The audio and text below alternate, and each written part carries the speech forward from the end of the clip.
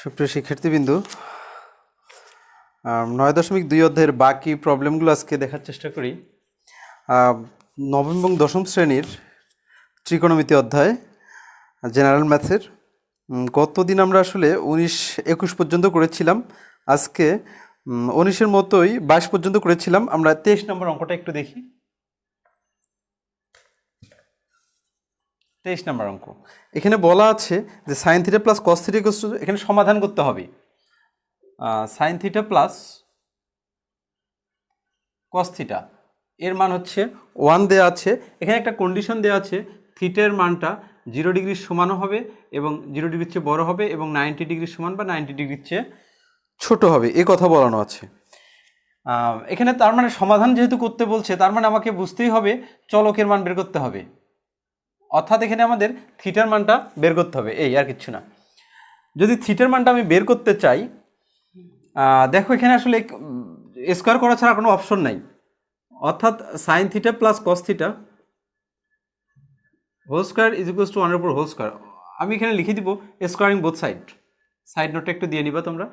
এখানে sine square theta plus cos square theta positive 2 sine theta cos theta হবে।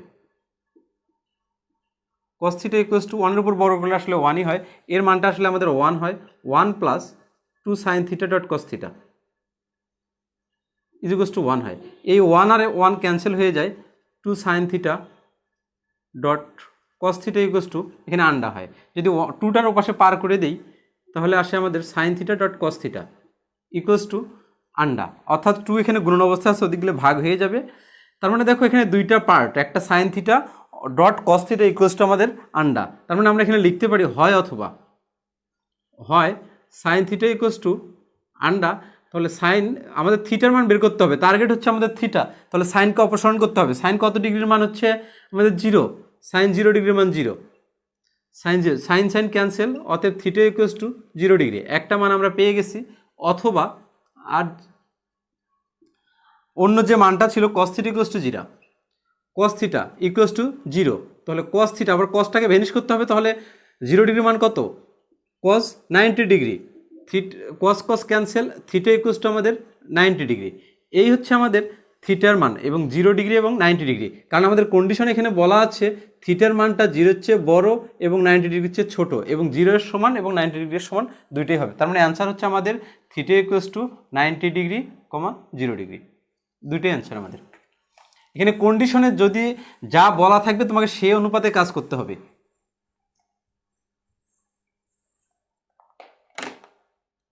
আচ্ছা, তারপরের যে অঙ্কটা 24 নম্বর অঙ্কটা আমরা একটু দেখি। 24 নম্বর অঙ্কটা মাঝে মধ্যে পরীক্ষায় আসে, কস square theta minus sine square theta,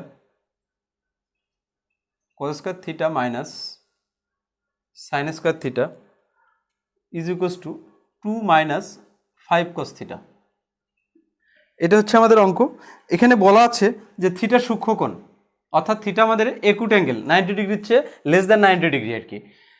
তো আমরা দেখো এটা কীভাবে সলভ করতে পারি। এখানে আমাদের ওই একই কাজ, থিটার মানটা বের করতে হবে, মানে সমাধান করতে বলেছে এরা, আমরা থিটার মানটা বের করে নিব। দেখো এখানে আমাদের কি করা যায়, সবগুলো একদিকে নিয়ে আসি, অথবা আমি এখানে দেখো কজ আছে, এটাকে কিন্তু তুমি সাইনে কনভার্ট করতে পারবা না, কস্টারে সাইনে কনভার্ট করতে পারবা না। এই সাইনটারে কজে কনভার্ট করতে পারবা, এই কস্টারে সাইনে কনভার্ট করতে পারবা। কস্টারে যদি তুমি সাইনে কনভার্ট করো, এই কস্টারে কিন্তু সাইনে কনভার্ট করতে পারবা না। তার মানে তোমার হচ্ছে কজই থাকবে এখানে। তার মানে এখানে কজ থাক, এই সাইনটারে আমরা কজে কনভার্ট করে নিচ্ছি। এখানে cause square theta minus 1 minus cause sine square theta, 1 minus cause square theta হবে ইজ ইকুয়ালস টু, আমি যদি সবগুলো একদিকে নেই তাহলে আসলে আমাদের এখানে আসে positive 2 positive 5 cos theta, negative 2 positive 5 cos theta equals to আন্ডা হবে। তার মানে এখানে হবে আমাদের cause square theta minus 1 positive cause square theta minus 2 positive 5 cos theta equals to আন্ডা। এগুলো তো তোমরা বাদ দিয়ে নিবা, আমি আসলে দেই না, কারণ হচ্ছে আমার তো পরীক্ষা দিতে হবে না, এই জন্য আমি দেই না, তোমরা দিয়ে নিও আর কি। এখানে কজ স্কয়ার থিটা আমাদের হচ্ছে 2 cos square theta two cos square theta. এখানে -2 আর -1 ক্যালকুলেশন করলে হবে আমাদের -3, তার আগে এখানে আমাদের 5 কজ থিটা আছে, এখানে হবে -3 ইকুয়ালস টু আন্ডা। তার মানে এটা যদি আমরা মিডল টার্ম করি তাহলে আমাদের অ্যান্সারটা শেষ। 3 দুগুণ 6,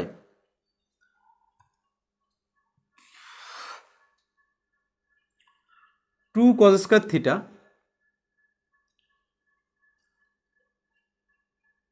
এখানে আমাদের কিভাবে করব, 3 আর 2 5, 3 cause theta positive 2 cause theta negative 3 equals to আন্ডা। অর্থাৎ 3 আর 2 5, আমরা কোথাও ভুল করেছি মনে হয়, 2 কজ স্কোয়ার থিটা,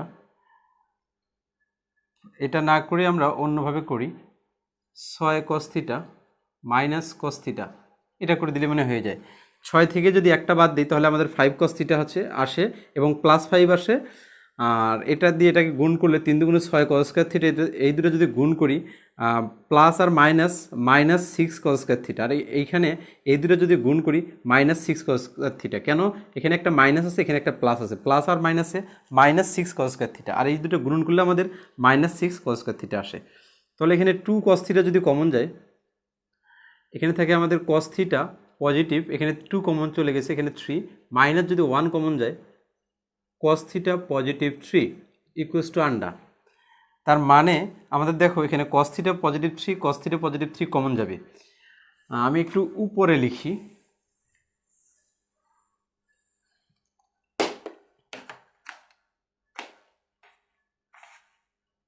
দেখো এখানে যদি আমার কমন যাবে, বা দিচ্ছি এখানে কস থিটা পজিটিভ 3 কমন যায়, এখানে থাকে আমাদের 2 cos theta negative 1 equals to আন্ডা। তাহলে আমরা এখানে লিখতে পারি হয় অথবা লিখতে পারি, কিন্তু হয় cos theta positive 3 equals to আন্ডা। এখানে দেখো কেন আসলে আমরা হয় অথবা লিখি, আমরা না বুঝে লিখি অনেকে। দেখো এই দুইটা পদের মান আসলে গুণ করলে এখানে শূন্য হবে। তুমি কোনো না কোনো একটা যদি শূন্য না ধরো তাহলে কোনোভাবেই তোমার এই পার্টটা তোমার শূন্য আসবে না। অর্থাৎ এই পার্টটা যদি তুমি শূন্য হয়, এটা যদি হাতি ঘোড়া যাই হোক, শূন্য দ্বারা গুণ করলে আসলে শূন্যই হবে। এখানেও যদি আমাদের শূন্য হয় এই পার্টটা, এখানে যাই হোক 1 2 3 4, এটাকে গুণ করলে আমাদের শূন্য হবে। এই কারণে এইটা শূন্য অথবা এটা শূন্য, এই কারণে আমরা লিখি হয় এত সমান সমান শূন্য। তাহলে cos থিটা ইকুয়ালস টু -3। এখন কথা হচ্ছে cos থিটা ইকুয়ালস টু -3 কি গ্রহণযোগ্য? অবশ্যই না, কারণ আমি বলেছিলাম cos থিটার এর সর্বনিম্ন মান হচ্ছে -1 এবং সর্বোচ্চ মান হচ্ছে আমাদের +1। এর মধ্যে অর্থাৎ -1 এবং +1 এর মধ্যে কিন্তু এই -3 মানটা নেই, অতএব আমাদের এই মানটা গ্রহণযোগ্য নয়। আমরা লিখব ইহা অগ্রহণযোগ্য। অগ্রহণযোগ্য।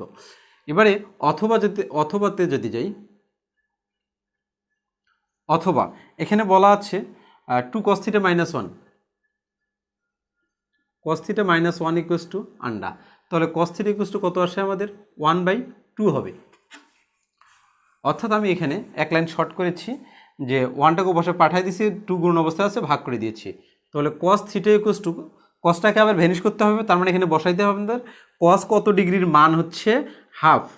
তাহলে cos 60 ডিগ্রির মান হচ্ছে হাফ। তাহলে থিটা ইকুয়ালস টু আমরা পাচ্ছি 60 ডিগ্রি। এই ছিল আমাদের থিটার কাঙ্ক্ষিত নাম্বারটা। এখানে বলেছিল যে থিটা সূক্ষ্মকোণ, আর থিটা যেহেতু আমাদের লেস দ্যান 90 ডিগ্রি, অতএব থিটা একটা সূক্ষ্মকোণ। তারপরে বলা আছে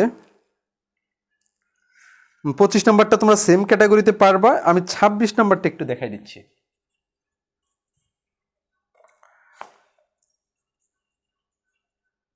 tan স্কয়ার থিটা -1 + √3, এখানে tan থিটা আছে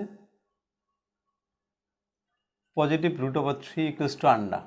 এটা ছিল অঙ্ক আমাদের। এখানে বলা হচ্ছে যে সমাধান করতে হবে, অর্থাৎ আমাদের থিটার মান বের করতে হবে। এখানে যা আছে আমি tan স্কয়ার থিটা লিখবো মাইনাস, দেখো এই tan দ্বারা এই পার্টটাকে গুণন অবস্থায় আছে, তাহলে -tan থিটা মাইনাস আর প্লাসে -√3 tan theta positive √3 equals to আন্ডা। এখানে তোমরা বা দিয়ে নিবা। এখানে ক্যালকুলেশন করলে দেখো এটার মধ্যে আমাদের ট্যান থিটা কমন যায়, এখানে থাকে ট্যান থিটা -1, এখানে -√3 কমন যায়, কারণ এখানে √3 আছে, এখানে √3 আছে। এখানে ট্যান থিটা মাইনাস কমন নিয়েছি, এখানে মাইনাস হবে, এখানে 1 হবে, ইকুয়ালস টু আন্ডা। তাহলে এটাকে আমরা লিখতে পারি tan theta -√3 into tan theta -1 লিখতে পারি, ইকুয়ালস টু আন্ডা। দেখো এইটা এখানে একটা পদ, এখানে একটা পদ, দুইটা পদের গুণফল আসলে আন্ডা। তার মানে আমরা হয় অথবা করতে হবে, হয় ট্যান থিটা -√3 ইকুয়ালস টু আন্ডা, তাহলে ট্যান থিটা ইকুয়ালস টু √3। তাহলে দেখো থিটার মান যেহেতু বের করতে হবে, ট্যানটাকে ভেনিশ করতে হবে। ট্যান কত ডিগ্রির মান? √3। ট্যান 60 ডিগ্রির মান কেটে দিচ্ছি, থিটা ইকুয়ালস টু আমাদের 60 ডিগ্রি। আমরা একটা মান পেয়ে গেছি। এবারে অথবা করি, অথবা ট্যান থিটা -1 ইকুয়ালস টু আন্ডা ট্যান থিটা ইকুয়ালস টু 1। তাহলে ট্যানটাকে কেটে দিতে হবে। ট্যান কত ডিগ্রির মান? 1। ট্যান 45 ডিগ্রির মান আমাদের 1। তাহলে ট্যান ট্যান চলে যাচ্ছে, থিটা ইকুয়ালস টু আমাদের 45 ডিগ্রি। তার মানে অ্যাটলিস্ট থিটার মান দুইটা আমরা পেয়ে গেছি, একটা 60 ডিগ্রি, একটা 45 ডিগ্রি। এই ছিল আমাদের এখানকার সাধারণ অঙ্কগুলো। এরপরে আমরা এই অধ্যায়ের পরের লেকচারগুলোতে আমরা এই অধ্যায়ের সৃজনশীল 2-3টা আছে, আমরা করে দেওয়ার চেষ্টা করব। আল্লাহ হাফেজ।